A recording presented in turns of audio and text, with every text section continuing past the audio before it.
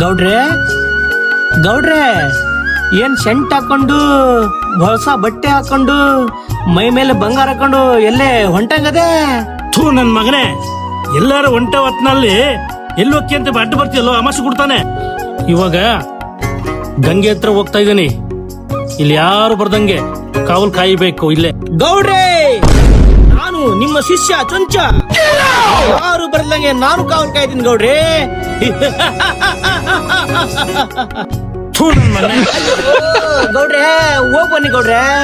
ನಾನ್ ಬರೋವರೆಗೂ ಇಲ್ಲಿ ಯಾರು ಬರ್ದಂಗೆ ನೋಡ್ಕೋಬೇಕು. ಆಯ್ತು ಗೌಡ್ರೆ, ಹೋಗ್ ಬನ್ನಿ ಗೌಡ್ರೆ.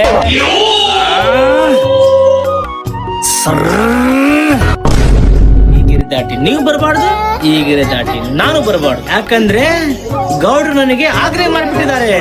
ಇಲ್ಲಿ ಯಾರು ಬರ್ಲಿಲ್ಲಂಗೆ ನಾವು ಕಾವಲ್ ಕಾಯ್ತೀನಿ. ಚಂದ್ರಿ ಚಂದ್ರಿ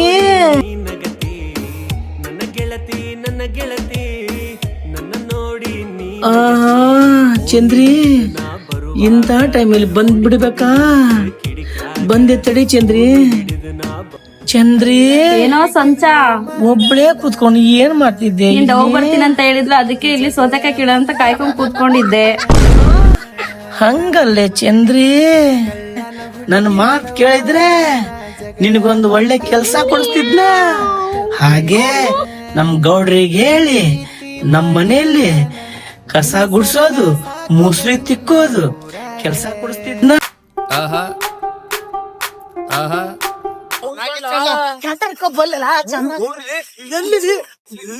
ಗೌಡ್ರು ನಮ್ಮೂರ್ ಕಂಗಿ ತಾನೇ ಅವಳು. ಕಂಗಿ ಜೊತೆ ಗೌಡ್ರು ಏನ್ ಮಾಡ್ತಾರಲ್ಲ ಅಂದ್ರೆ ನಮ್ ಗೌಡ್ರನ್ನ ದೇವ್ರು ಅನ್ಕೊಂಡಿದ್ವಲ್ಲ. ಬೇಡ ಒಳ್ಳೆ ಅವಕಾಶ ಗೌಡ್ರ